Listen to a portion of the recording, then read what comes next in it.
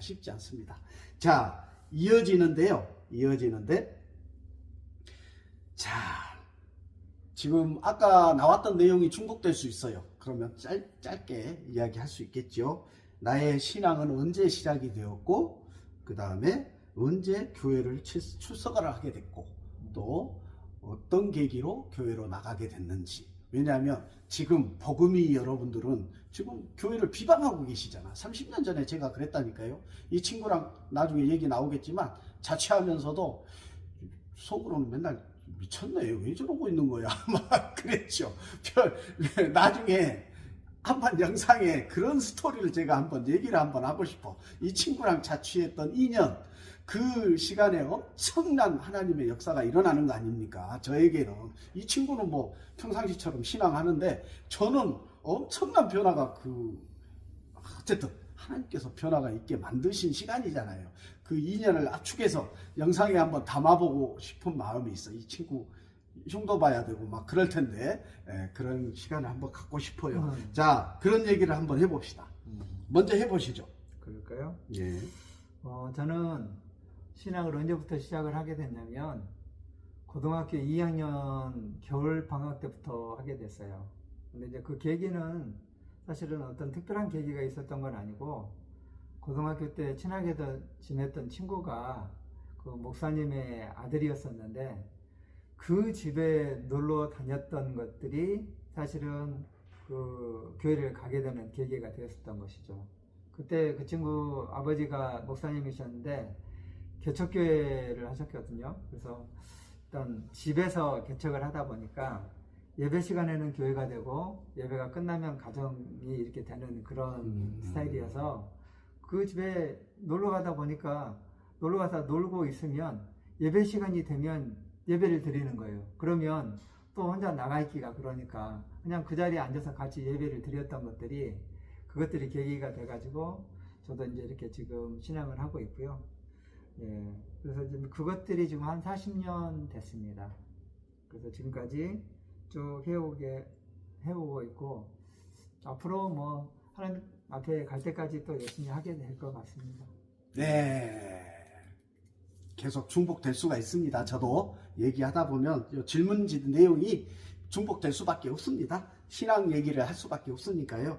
저는 아까 얘기했던 대로 대학교 들어가기 직전까지는 교회에 교자도 들어본 적이 없고, 전혀 십자가 달린 건물이 있구나, 또 성당도 있고 뭐 절도 있고 이런 거 다 보기는 봤죠. 그러나 제 주변의 어떤 친구들, 선후배들이 교회 얘기를 하는 경우를 1도 들어본 역사가 없습니다. 진짜로. 그런데 이제 근데 대학교 얘기도 처음에 제가 그때 우리 때는 전기대학교, 후기대학교가 있었잖아요. 전기대학교를 그렇죠. 제가 지금은 간증할 수 있어. 원광대학교를 썼단 말이에요. 떨어졌죠. 공부를 못하니까 당연히 떨어지겠죠. 공부를 못해서 점수가 안 좋으니까 떨어졌겠죠. 근데 그때는 그렇게만 생각했단 말이에요. 근데 지금은 그렇게 생각이 안 돼요. 하나님 안에서. 왜냐하면 거기가 원불교 재단이잖아요. 원불교 재단.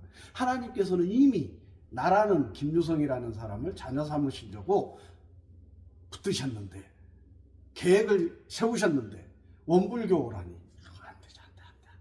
하나님께서 순천대학교 인도했다고 저는 신앙 고백하고 싶습니다. 왜냐하면 내 안에 성령께서, 또 내가 만난 예수님께서, 내가 만났으니까 그 예수님께서 하신 일이라고 확신이 들어집니다. 그래서 이 친구를 그때 첫 대학교 가서 그랬잖아요. 오리엔테이션? 가서 내 옆에 앉았다니까. 둘이 옆에 앉았는데 저는 지금도 그렇게 간증할 수 있어. 앞에도 있고 왼쪽에도 있고 뒤에도 동기들이 있단 말이죠. 주변에. 왜 이 친구와 친해졌을까? 참 기가 막히지 않아요? 이거 어떻게 설명을 해? 설명할 길이 없어. 그날 처음 만났는데. 근데 다 주변에 친구들인데 이 친구하고 4년간 손잡고 학창생활을 보낼 수 있었다. 기가 막힐 노릇입니다. 저도 설명할 길이 없습니다. 그래서 어쨌든 제가 아까 말씀드린 대로 99% 영향을 받아서 제가 조금씩 이 친구가 신앙해 가는 모습을 옆에서 이렇게 힐끗힐끗 봤을 것 아닙니까? 보잖아요. 대학부 활동도 하고 막 그 같은 대학부 안에 있는 선후배들이 이렇게 모임도 하고 막 그러는 것을 보면서 제가 조금씩 나중에 간증 영상 할 때 제가 자세하게 말씀드릴게요. 조금씩 깨진 것 같아. 깨져서 변화가 점점 일어나는데 군대 다녀와서 복학을 하는데 이제 같이 자취를 하잖아요.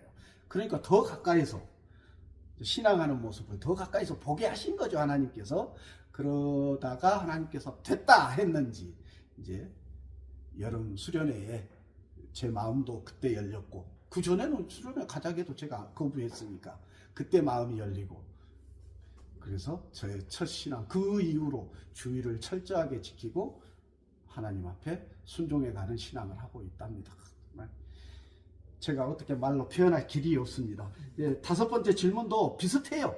자신에게 복음을 전하여 전도한 전도자를 한번 소개해주면 좋겠다. 어떻게 그 사람은 나에게 다 전도를 했는지, 복음을 전해줬는지, 그 다음에 현재까지 자신의 신앙에 영향을 주신 분도 있으면 그런 인물들을 좀 소개해주면 좋겠다. 나에게 영향을 주고 있는 사람. 네, 제가 먼저 해볼게요. 연장선이 됩니다. 어쩔 수 없이. 저는 어쨌든 우리 부엇이 나에게 가장 큰 영향력을 줬고, 그 다음에 순천대학교를 다니면서 4년 동안 만났던 다양한 선후배들이 있는데, 특이하게 대부분이 교회 다니시는 분들이 제 주변에, 그때 당시 표현으로는 얼쩡거렸습니다. 하나님의 계획이셨는지 모르겠는데 희한하게 교회 다니는 분들이, 몰라요. 저한테 말은 안 했지만 이 친구가 계획을 세워서 그랬는지도 몰라. 나 묻고 싶어. 이따 그 질문이 있나? 묻고 싶어. 그때 당시에 어떤 생각을 가졌는지 내가 한번 묻고 싶어. 근데 어쨌든 희한하게 제 주변에 교회 다니는 분들이 많이 정말 많았고요. 그래서 그런 작게 조금씩 제가 쪼개져 갔고, 그 다음에 첫 신앙의 영향력은 이 친구에게 컸고, 두 번째로 제가 이제 주일학교 사역을 처음 할 때 우리 교회에 전도사로 오셔가지고 함께 신앙을, 사역을, 동역을 한 2, 3년 했던, 지금은 목사님이셔요. 그분이 있는데 나중에 그분도 한번 제가 기도해가지고 이렇게 영상을 한번 담아보면 재밌는 영상이 나올 수 있어요. 그분하고 한번, 그 목사님 이름은 지금은 못 밝히겠습니다. 최땡땡 목사님, 저에게 정말 제2의 어떤 꼬리에 불을 붙여준 그런 영향력을 행사해 주었던 목사님이 한 분 계십니다. 나중에 꼭 보여드릴게요. 그분이 여러분들에게 복음을 전할 기회를 제가 드리려고 합니다. 저는 아까도 말씀드렸듯이 친구 집에 놀러 갔던 계기가 교회를 다니게 됐던 계기가 되었었고요. 그리고 이제 대학교 와서 처음에 우리 청년대학부를 지도하셨던, 그때 당시에는 전도사님으로 계셨던 분인데 지금 이제 목사님이 되어 계시고, 그 목사님을 통해서 배웠던 그 성경학교 성경 그 교육이 저희 어떤 믿음의 기초를 세우는 참 큰 계기가 됐었던 것 같아요. 그래서 지금도 생각해 보면 그때 그 기억이 사실 너무 좋습니다. 지금 그 시간이 거의 한 35년 정도 흘렀지만 그때 기억을 하면 지금도 좀 그런 교육들이 좀 이루어졌으면 좋겠다 하는 그런 생각이 들 정도로 신앙의 기초를 세우는데 그 목사님이 참 큰 역할을 하셨던 것 같아요. 예. 그 영향력을 친구나 저나 현재 살고 있는 지역에서 또 교회에서 그의 선한 영향력을 누군가에게 되돌려줘야 되는, 그래서 그 일환으로 제가 지금 이 전할레오 TV도 한다니까요. 원래 전할레오 TV를 언제 시작했냐? 코로나 딱 터지자마자 하나님께서 전도하러 만나러 갈 수가 없지 않습니까?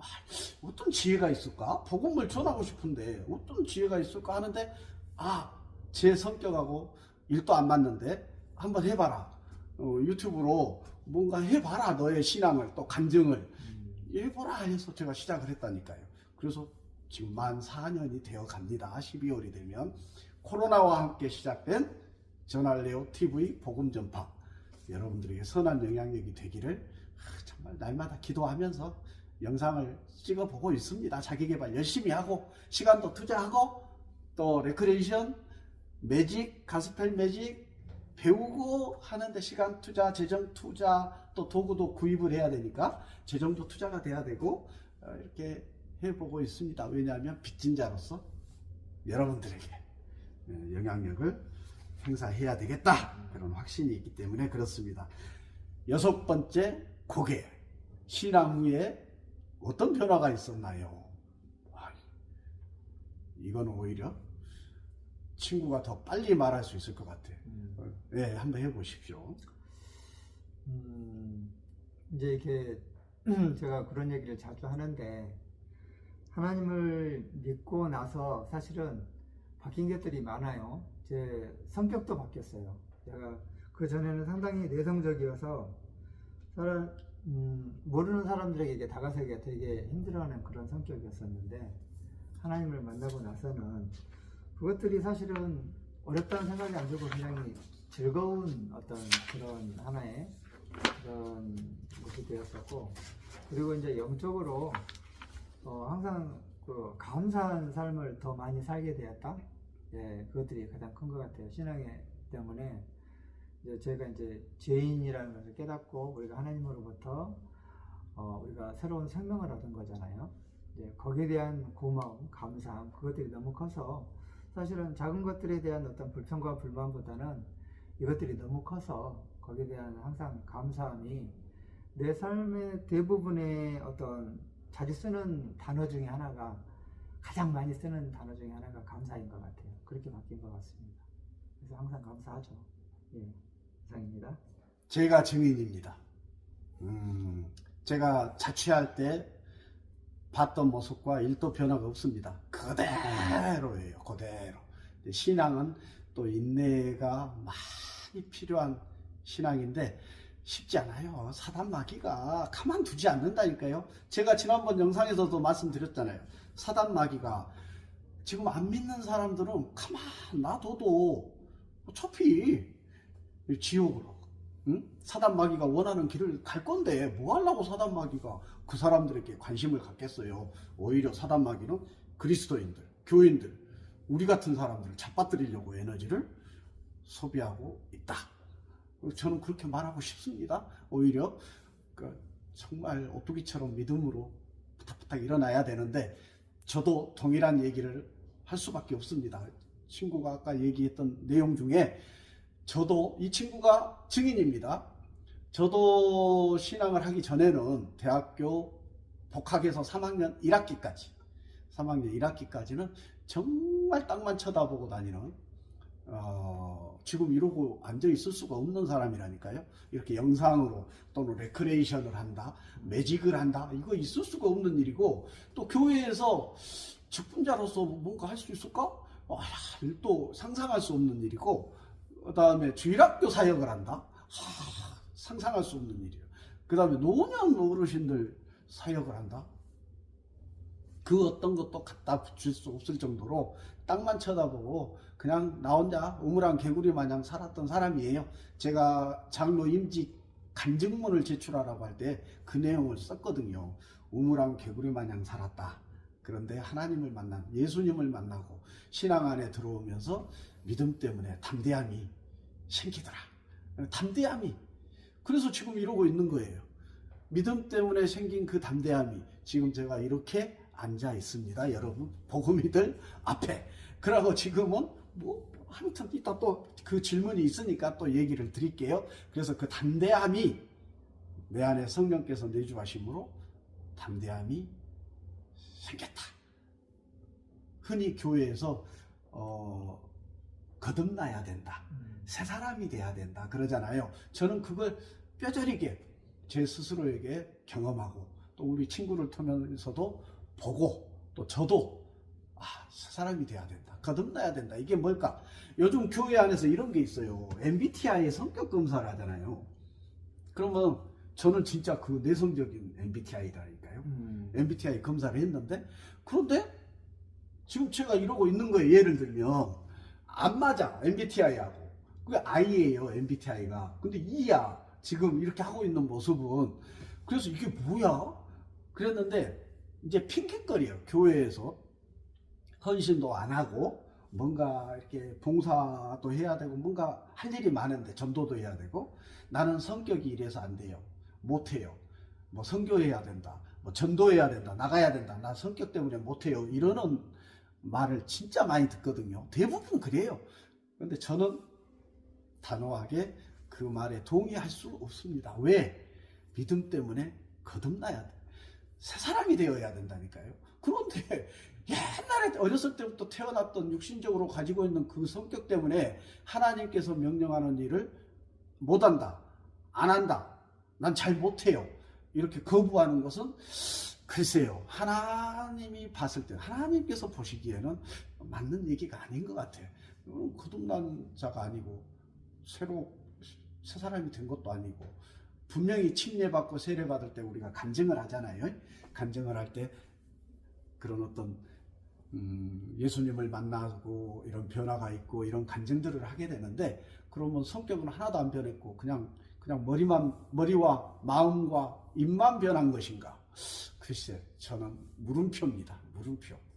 이런 것들을 이제 저도 이제 임직자니까 이제 후배들에게 잘 전하고 도전도 주고 해야 할 위치에 분명히 있기 때문에 이제는 이런 복음의 선한 영향력을 어디서든, 교회 안에서든 세상에서든 드러내기 위해서 애써보려고 합니다.